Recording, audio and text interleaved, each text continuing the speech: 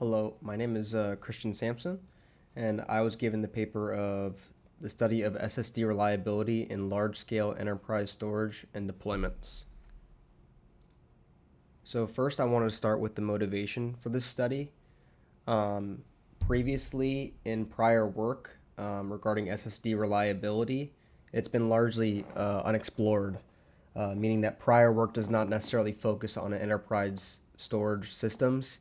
Reliability in these systems are much different than those in cloud data centers. These systems typically use RAID, run heavier workloads, and operate under strict uptime requirements.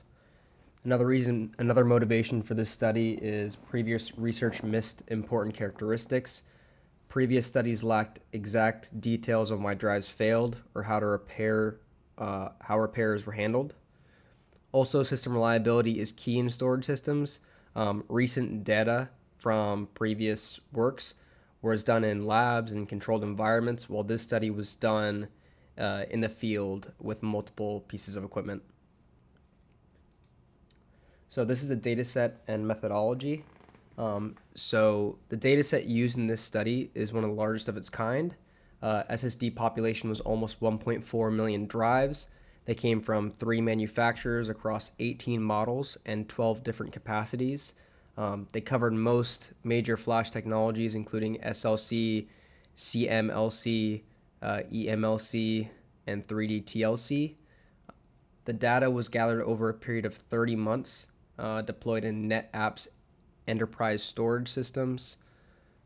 After collecting this information, the data was then broken down into different drive health and reliability metrics, which will be shown on the next slide. So this is one of the tables from the paper.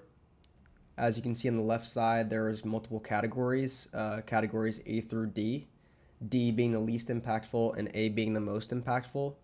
So as we can see, out of all the drives in category A, the SCSI error, about 1/3 of the drives failed due to this error, which is small computer system interface errors. But out of all the drives in the field, out of the 1.4 million, 0.055% of them per year were replaced due to the SCSI errors. Also, we can see that category D, being the least impactful, is mostly predictive failures, and this represents 1/3 of all the drives being replaced.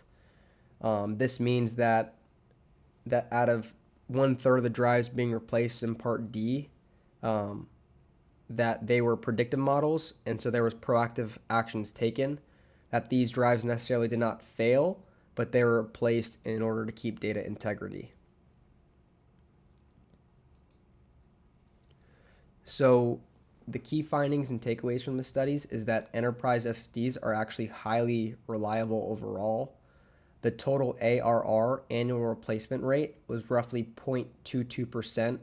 This equates to about less than 1 out of 400 drives were replaced per year, which is a good number.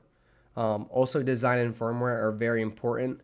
According to the data, drives with very, very similar specs had different reliabilities ratings, and so this can be responsible because of the software inside of the SSD plays major roles in terms of long-term reliability.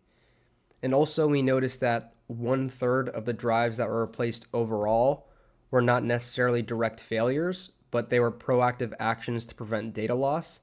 This is because in high enterprise systems, it's better to proactively monitor and have a timely replacement for the drives rather than lead up to the drive's failure and then lose potential data. So yeah, in conclusion, this study gives a good look into real-world SSD behavior, and shows that SSDs are extremely reliable, and have high endurance. Yeah.